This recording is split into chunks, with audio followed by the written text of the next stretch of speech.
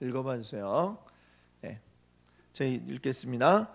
전능하사 천지를 만드신 하나님 아버지를 내가 믿사오며 라는 신앙 고백의 의미는 무엇입니까? 하나님은 우리 주 그리스도의 영원한 아버지이시며 하늘과 땅과 그 안에 모든 것을 만드셨으며 자신의 영원한 경륜과 섭리로 보존하시고 다스리시는 분입니다. 그의 아들 그리스도 때문에 나의 하나님이시며 아버지이십니다. 나는 전적으로 하나님을 의지하며 하나님께서 나의 영혼과 몸을 위해 필요한 모든 것을 공급해 주실 것을 의심하지 않습니다. 더욱이 눈물 골짜기에서 나에게 일어난 모든 악들을 나의 유익이 되도록 바꿔주실 것을 믿습니다. 왜냐하면 전능하신 하나님께서는 이 일을 하실 수 있으며 기꺼이 하실 신실한 아버지이시기 때문입니다. 아멘. 우리 하이델베르크 요리 문답의 이제 내용은 어느덧 이제 사도신경에 대한 이야기로 이제 왔습니다. 이것이 이제 우리의 믿음의 고백들이라고 우리가 그렇게 이야기하고 있죠. 그 앞에서는 우리 쭉 이제 내용의 흐름을 보면 어떻게 되었냐면 우리 인간의 전적인 타락에 대해서, 그리고 우리 인간이 타락함으로 인해서 심판받을 수밖에 없는 상태다 라는 것을 이야기했고요. 그럼에도 불구하고 우리 하나님께서 예수 그리스도를 통해 우리에게 은혜를 베푸시고 그 은혜로 우리가 구원받게 되었다라고 하는 것을 이야기하고 있습니다. 자, 그리고 이러한 은혜들을 이제 우리가 정리해 놓은 것을 말하자면 이제 교리라고 할 수 있을 텐데, 이것이 잘 나타나 있는 것이 사도신경이다라고 이렇게 이야기를 했죠. 그래서 사도신경의 내용을 우리가 이제 살펴보는데, 오늘은 사도신경의 이제 제일 첫 번째 그 구절이 되겠습니다. 전능하사 천지를 만드신 하나님 아버지를 내가 믿사오며, 이렇게 우리 사도신경이 시작을 하고 있죠. 자, 우리 삼위일체 하나님, 성부, 성자, 성령 하나님 가운데 먼저 성부 하나님에 대한 이야기로 사도신경이 시작하고 있습니다. 자, 성부 하나님에 대해서 이 맨 처음 시작의 뭐라고 이야기를 하고 있냐면 전능하신 하나님에 대해 말씀하고 있습니다. 그리고 그 전능하심으로 인해서 우리에게 이루어진 일, 바로 무엇이냐면 천지를 창조하셨다. 요 두 가지를 이야기하고 있는 것이죠. 하나님에게서 가장 큰 능력은 바로 전능하시다라고 하는 그것이라고 우리가 말할 수 있겠습니다. 전능, 말 그대로 모든 것을 다 할 수 있는, 모든 것이 다 가능하신 분이 하나님이시다라고 이렇게 말씀하고 있습니다. 자, 하나님은 그 전능하신 능력으로 하나님만이 할 수 있는 유일한 일, 바로 무엇입니까? 이 세상을 만드시는 그런 일을 행하셨다라고 하는 것을 우리가 잘 알고 있고, 또 우리 사도신경에서 맨 처음에 고백하는 게 바로 그것을 우리가 고백하고 있습니다. 우리가 살고 있는 이 세상, 이 세상의 모든 것들이 다 어디로부터 비롯되었는가? 여호와 하나님에게서 비롯되었다라고 하는 것입니다. 하나님이 이 세상을 창조하셨고, 이 세상은 모든 게 다 하나님의 손길이 거치지 않고 만들어진 것이 없고, 하나님 없이는 존재할 수 있는 것이 없다라고 하는 게 전능하신 하나님, 그리고 이 세상을 창조하신 하나님에 대한 바로 우리들의 고백이라고 할 수가 있을 것입니다. 오늘날에는 우리가 이런 하나님을 고백하는 게 과학적이지 않다라고 이러한 공격을 우리가 받고는 합니다. 그러나 과학이 천지 창조를 꼭 부인하느냐? 그렇지 않다라는 것도 우리가 알아야 되겠습니다. 창조를 이야기하는 게 비과학적이냐, 아니면 창조를 거부하는 게 과학적이냐, 그것이 성립하지 않는다라고 하는 것이죠. 왜냐하면 우리가 모든 게 그렇잖아요. 이 세상이 어디로부터 비롯되었을까? 하나하나 우리가 따지고 이제 올라가는 거예요. 뭐 저를 설명한다면 내 앞에 나의 아버지, 아버지 위에 할아버지, 할아버지 위에 또 그 아버지, 또 그 아버지의 또 아버지, 쭉 거슬러 올라가겠죠. 그래서 이제 뭐 아담까지 우리는 간다고 믿는 것이고, 또 진화론자들은 어떻게 믿는 거예요? 어떤 뭐 단세포 동물로 이제 올라간다라고 이렇게 이야기를 하겠죠. 자, 그러면 그 단세포 동물은 또 어디서 왔을까? 이 지구상에 이 지구가 존재하기 때문에 그 어떤 단세포 동물도 존재하겠죠. 과학 진화론의 이론에 의하면은. 그러면 이 지구는 어디서 났고, 이 지구의 그 대기와 또 그 단세포 동물이 나올 수 있었던 물이라든지 이런 여러 가지 구성 요소들은 어떻게 나올 수 있었을까? 사실 그것도 그래요. 이 단세포 어떤 생명체라는 것도 무생물에서 어떻게 생명이 나올 수가 있겠어요? 그렇죠? 지금까지 무생물에서 아무리 사람이 과학이 많이 발전했어도 무생물에서 생물을 만들어낸 적이 없습니다. 찰흙을 막 잘 빚어 놓으면 이게 뭔가를 처리를 하면 그게 생물이 되는가? 지금까지 그랬던 그런 걸 증명해내고 밝혀낸 과학은 전혀 없었다라고 우리가 알고 있습니다. 그러니까 그것도 사실은 참으로 이제 설명하기 어려운, 현재의 과학으로 설명하기 어려운 부분이고, 생명의 탄생도 그렇지만 그 이전에 그러면 지구는 또 어떻게 태어나게 되었을까라고 하는 부분도 그렇잖아요. 과학이 설명하는 부분은 현재는 빅뱅 이론, 들어보셨을까요? 빅뱅 이론.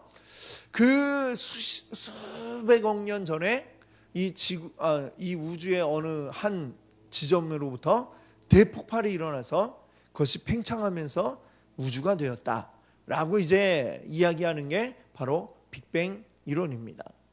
그러면 과학이 이제 설명하는 바는 이제 거기까지죠. 그 어느 순간에 뭔가가 폭발을 했는데, 그럼 이제 우리는 또 그러면 그거는 또 어디로부터 왔을까? 그것은 과학이 설명할 수 없는 그러한 부분입니다. 그러니까 사실은 과학이라고 하는 것도 어느 지점까지 쭉 우리가 거슬러 올라가 보면 이 과학이라는 것으로 설명할 수 없는 어느 부분이 있게 마련이죠. 그렇기 때문에 그 이상 넘어가는 부분은 사실 우리가 이 성경이 아니고는 또 설명하기 어렵다, 이렇게 말할 수 있을 것입니다. 그러니까 과학이 아무리 발전을 해도 이것이 설명하지 못하는 부분이 있으면 분명히 모두가 인정하지 않을 수가 없는 것이죠. 그리고 그 부분에 대해서 우리는 하나님이 이 세상 모든 만물을 창조하셨다라고 믿는 것이 바로 우리들의 믿음이고, 그리고 신을 부정하는 과학자들의 믿음은 그건 모르겠고 하여튼 빅뱅에 의해서 이 모든 게 나타났다라고 하는 게 이제 거기까지가 과학자들의 주장이고, 어떻게 보면 조금 이제 한계를 가지고 있다라고 우리는 말할 수밖에 없을 것입니다. 어찌 되었거나 하나님께서 이 세상 모든 것을 만드셨을 때에 그 창조라고 하는 것은 뭔가가 있는 상태에서 만드신 것이 아니라 아무것도 없는 무라고 하는 상태에서 하나님이 이 세상을 만드셨다라고 하는 것이죠. 그리고 그 모든 것들은 하나님의 말씀으로, 하나님의 그 말씀이라고 하는 능력으로 만들어졌다라고 하는 것이고, 그것을 받아들이는 게 바로 우리들의 믿음이라고 할 수 있겠고요. 그리고 그 믿음을 고백하는 게 바로 이 사도신경 맨 앞에 나와 있는 전능하사 천지를 만드신 바로 이 부분이 그것에 대해 설명을 하고 있는 것입니다. 그래서 이 창조라고 하는 것은 우리가 하나님이라는 존재를 말하지 않고서는 창조 자체를 이야기할 수가 없습니다. 오직 전능하신, 말 그대로 모든 걸 할 수 있는 하나님만이 하실 수 있는 일이었다, 우리는 이렇게 말할 수 있는 것이죠. 그래서 우리는 언제나 우리 하나님을 고백할 때에 우리가 먼저 고백하는 게 바로 무엇입니까? 바로 오늘 이 사도신경과 같이 이 세상 모든 만물을 창조하신 하나님으로 우리가 아버지 하나님을 고백하지 않을 수 없는 것입니다. 자, 그 뒤로 이제 우리 사도신경의 내용을 이제 또 본다면 전능하사 천지를 만드신, 그 다음에는 하나님 아버지를 내가 믿습니다. 이렇게 하죠. 우리 하나님을 뭐라고 고백하고 있어요? 하나님을 아버지다라고 이렇게 고백하고 있습니다. 사실은 하나님 아버지라고 하는 이 부분이 오늘날에는 이 부분 때문에 이제 하나님을 알게 됐을 때 그분을 아버지라고 고백하는 것 때문에 굉장히 힘들어하는 이런 분들이 많이 있다라는 이야기를 듣습니다. 왜냐하면 오늘날의 이 왜곡된 우리의 가정 관계에서 사실은 제대로 된 아버지의 그 모습을 보여주지 못하고 삐뚤어지고 왜곡되어 있고 잘못된 아버지의 모습을 보여주는 아버지들이 또 많이 있기 때문에 오히려 아버지라고 하는 게 하나님을 굉장히 나로부터 멀어지게 만드는 그런 굉장히 괴로워하는 분들이 있다라는 이야기를 많이 들었습니다. 사실은 우리가 그렇기 때문에 오히려 더 하나님을 적극적으로 아버지로 우리가 불러야 한다라고 생각을 합니다. 왜냐하면 이 우리가 잘못되어진 그 아버지의 모습을 바로잡기 위해서 진짜 아버지가 어떠한 모습을 가지고 계신가라고 하는 것을 우리가 어디서 찾고 회복해야 되느냐? 바로 하나님 아버지로부터 이 진짜 아버지의 모습을 우리가 찾아볼 수가 있다, 이렇게 말씀드릴 수 있겠습니다. 우리 아버지 되시는 우리 하나님, 성경은 우리를 뭐라고 얘기하냐면 우리가 본래는 진노의 자녀였다라고 이렇게 이야기하고 있습니다. 진노의 자녀, 진노를 받아서 멸망할 수밖에 없는 그런 자들이었다라고 하는 것이죠. 하나님의 자녀가 아닌 진노의 자녀들이었는데 우리 쉽게 우리 이 세상에서 볼 수 있는 것으로 비유를 한다면 그런 우리를 하나님이 말하자면 입양을 해주신 거예요. 우리를 버려져 있던 멸망 가운데 빠질 수밖에 없던 우리들을 입양하셔가지고 우리를 아버지라 부르게 하시고, 그리고 우리 아버지 하나님은 우리를 그 자녀로 받아주셨다라고 하는 이 사실을 우리가 잊어서는 안 되겠습니다. 하나님께서 우리를 전적으로 선택하시고 우리를 이끌어 주시고 우리를 자녀되게 하시는, 이게 바로 하나님의 은혜라고 이야기할 수 있을 것입니다. 그 결과로 우리는 멸망에 빠질 수밖에 없었던 저주받은 상태에서 이제는 그 모든 저주가 다 풀려지고 이제는 온전히 하나님과 함께 하나님 나라를 누리는 하나님 나라의 상속자가 되었다라고 하는 이 사실을 우리가 알아야 되는 것이죠. 이 사실 한 가지가 우리가 알아야 할 가장 중요한 것이다, 이렇게 말할 수 있겠습니다. 하나님은 그 우리를 입양하시는 이 과정을 위해서 어떻게 하셨느냐 하면 바로 예수 그리스도를 통해서 그 일을 이루셨던 것이죠. 예수 그리스도, 하나님 자신이면서 또한 하나님의 아들인 그 예수 그리스도를 우리에게 보내주심을 통해서 우리가 새 생명을 얻게 하시고, 그리고 그 예수님을 통해서 우리가 하나님과 영적 결혼을 하게 되는 이런 관계로 이끄시고, 그리고 은혜로 우리가 하나님의 양자가 되는 이러한 은혜를 우리에게 베풀어 주셨음을 오늘 우리가 기억할 수 있기를 바랍니다. 바로 그 예수 그리스도를 통해서 우리에게 주어진 이 놀라운 은혜, 이것은 우리가 다른 어떤 조건이 되어서 이 은혜를 받은 것이 아닙니다. 그래서 에베소서 2장에서 이렇게 얘기하잖아요. 이것은 하나님의 선물이다. 선물로 준 이유는 너희가 자랑치 못하게 하려 함이라 라고 했습니다. 우리가 뭔가를 가지고서 하나님께 이 은혜를 받았다면 그것을 가지고 우리가 자랑하겠죠. 나에게 이런 것이 있어가지고 내가 하나님의 자녀가 되었어. 그러나 안타깝게도 우리는 우리의 가진 어떤 것을 가지고도 하나님의 자녀가 될 만한 그런 근거가 되는 모습이 우리에게는 전혀 없었다라고 하는 것입니다. 그렇기 때문에 하나님께서 우리에게 선물이 아니고는 이 은혜를 베푸실 수가 없었던 것이죠.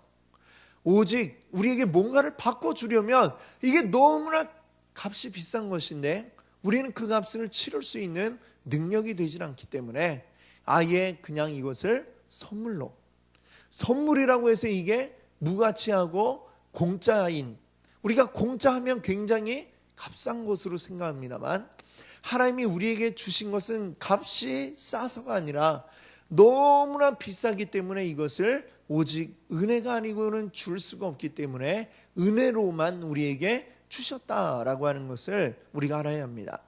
즉 우리는 이 구원을 얻기 위해 아무것도 한 게 없고 오직 하나님이 그냥 거저 주신 정말 하나님의 선물이다라고 하는 그것을 우리가 온전하게 받아들이는 것, 나를 위해 이 일을 해주셨구나, 이걸 받아들이는 게 그것이 바로 우리의 믿음인 줄 믿습니다.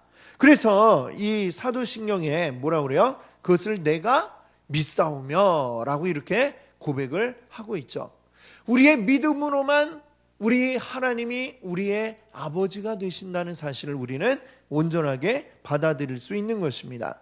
믿는다는 것은 내 의지로 아니면 또 믿음이 또 무슨 나의 어떤 공로가 되고 이런 것이 아니라 이 믿음이라는 것은 그냥 거저 주신 것을 감사합니다, 아멘 하고 나의 것으로 받아들이는 것입니다. 감사히 받겠습니다 하고 받는 것이죠.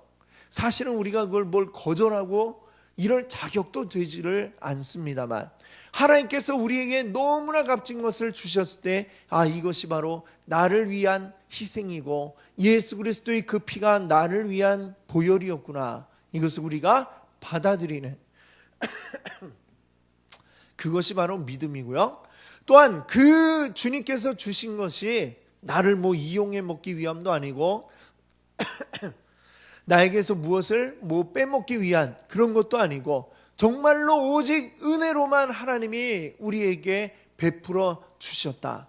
하나님은 선한 분이시다라고 하는 것을 우리가 받아들이는 것입니다. 그것이 바로 우리의 믿음이다라고 이렇게 우리가 기억하기를 원합니다. 믿음도 우리의 행위가 아닙니다. 믿음은 하나님이 베푸신 것을 우리가 받아들이고 아멘하고 감사합니다 고백하는 게 바로 우리의 믿음인 줄 믿습니다. 그것을 우리가 믿음으로 고백할 때에 어떠한 일들이 일어나게 됩니까? 예수님이 죽으셨어도 예수님의 죽음이 모든 사람에게 다 영향을 미치는 게 아닙니다. 예수님이 죽으셨을 때 그 죽음이 우리에게 영향을 끼치게 되려면, 그 십자가가 우리의 것이 되려면 우리가 믿음이라는 것으로 그것을 받아들일 때 우리가 온전한 그 믿음을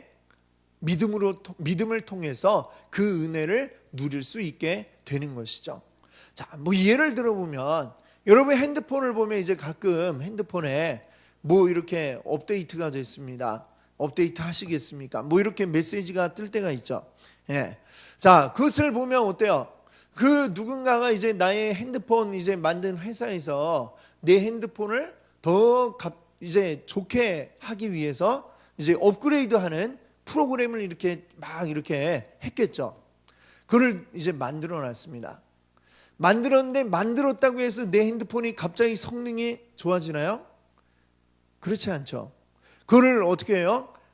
그게 있구나, 그걸 나에게서 다운받아야 되는구나 라는 걸 알고 내가 업데이트 하겠습니다. 거기에 예를 딱 누르면 어떻게 돼요? 그 순간 그 업데이트된 모든 프로그램들이 내 핸드폰에 적용이 되는 거죠.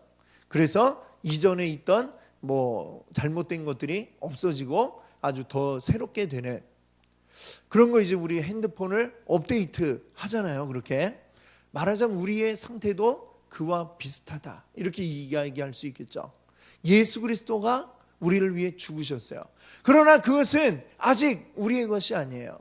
나의 것이 되려면 어떻게 할 때에 우리가 그것을 믿음으로 고백하고 우리가 그것을 믿습니다라고 고백할 때 우리 하나님께서 이루신, 그리고 예수 그리스도가 우리를 위해 흘려주신 그 보혈의 능력이 우리 가운데 나타나서 우리를 변화시키고 우리를 새롭게 하여서 아까 말씀드린 것처럼 본질상 우리는 진노의 자녀였지만 이제는 변하여 무엇이 되었어요? 하나님의 자녀, 하나님의 은혜의 자녀가 되게 된 줄로 믿습니다.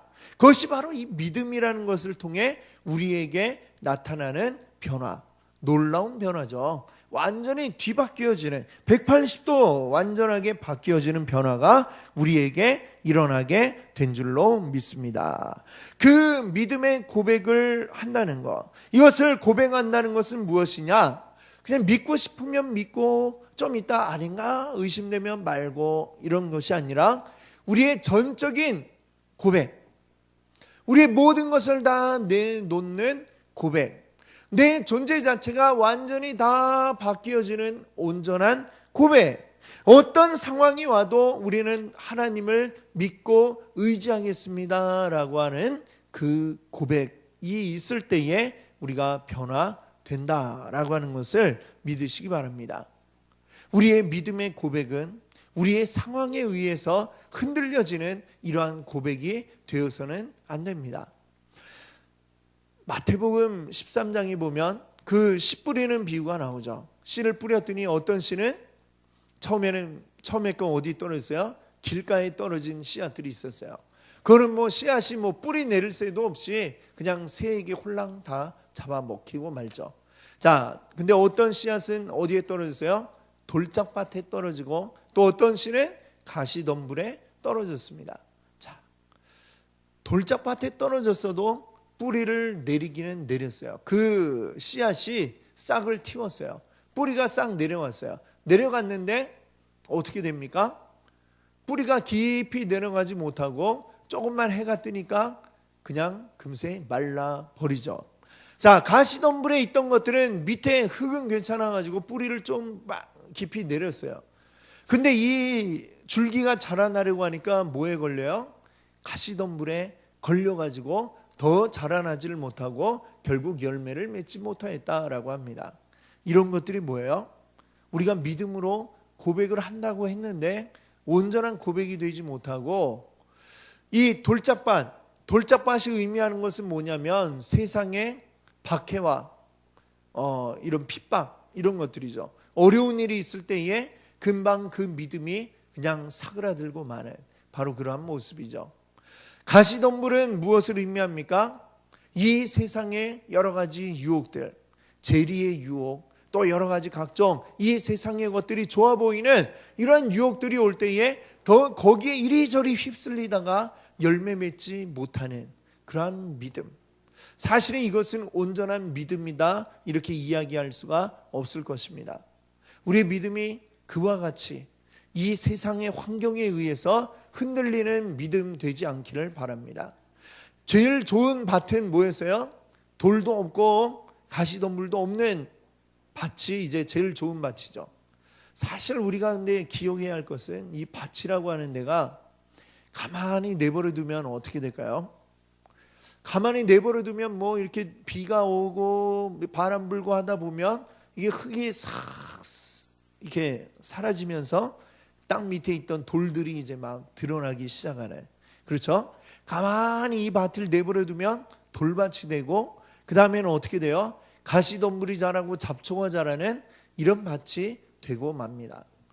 어떻게 보면 우리에게 이 그 씨 뿌리는 비유가 주시는 것은 우리의 마음밭이 늘 성경의 그 구약 성경에도 보면 그러잖아요. 호세아서인가요? 너희의 마음밭을 기경하라, 경작을 하라 라고 이렇게 이야기합니다. 우리의 마음밭을 그냥 가만히 내버려 둘 때에는 말씀이 들어와서 뿌리를 살짝 내리다가도 금방 돌이 드러날 수도 있고 가시덤불이 막 자라나서 덮어버릴 수도 있다라고 하는 것이죠. 우리의 믿음 온전하게 자라나 열매 맺기 위해서는 늘 가가지고 돌이 없는지, 돌이 있으면 돌을 밖으로 던져내고 또 잡초가 나지 않았는지 가시덤불이 나오지 않았는지 늘 살펴보면서 있으면 뽑아내고, 작을 때 뽑아내야지 그게 막 번져버리면 더 손쓰기가 어려울 수밖에 없죠. 우리의 마음밭을 늘 좋은 밭으로 만들기 위한 우리의 또 또 하나님 말씀 안에서 온전히 그것들이 열매 맺기 위한 우리의 노력이 사실은 필요하다라는 말씀을 하고 있는 것 같습니다. 그것이 온전하게 이루어진다면 어떻게 될까요? 우리 안에 믿음이, 말씀이 열매를 맺고 그 열매가 30배, 60배, 100배의 또한 결실을 이루어내는, 그래서 더 큰 믿음의 역사들이 일어나는 놀라운 일들이 우리 가운데 나타나게 될 줄로 믿습니다. 자, 그것을 위하여 우리는 날마다 주님을 기억하고 주님을 생각하고 오늘 우리 하나님은 어떤 분이신지 이 사도신경 우리가 할 때에도 이 사도신경의 의미들을 생각하면서 전능하사 하면은 우리 전능하신 하나님, 또 천지를 만드신 이 하나님, 이 우리가 살고 누리는 이 모든 것들 다 아버지 하나님 만드셨군요. 그리고 그 하나님이 또 우리의 아버지이시군요. 그 아버지 되신 것을 또 기억하면서 그것을 내가 믿습니다, 이 고백을 할 수 있어야 되겠죠. 우리의 믿음은 정말로 생각하지 않으면 자라날 수가 없습니다. 날마다 우리가 이 믿음의 일들을 생각해야 됩니다. 하나님이 나에게 주셨던 일들, 나를 통해 베푸신 일들을 우리가 생각하고 기억하고 그것으로 하나님 앞에 감사하고 기도하면서 그렇게 나아가지 않으면 우리의 믿음의 마음밭에, 우리 마음밭에 금세 돌과 그리고 많은 가시덤불이 자라날 수밖에 없는 것을 우리가 압니다. 그래서 우리 날마다 우리 하나님을 생각하기 원합니다. 하나님을 생각하고 그 하나님의 은혜를 깊이 묵상하면서 그것을 감사하고 주님께 고백하고, 주님은 정말 이렇게 나를 살리신 분이시군요, 날마다 고백해 나갈 수 있기를 바랍니다. 그 고백 아래에 우리에게 하나님 더 풍성한 것들, 우리에게 은혜를 베푸시고 내려주실 줄 믿습니다. 아멘. 함께 같이 기도합니다. 할렐루야.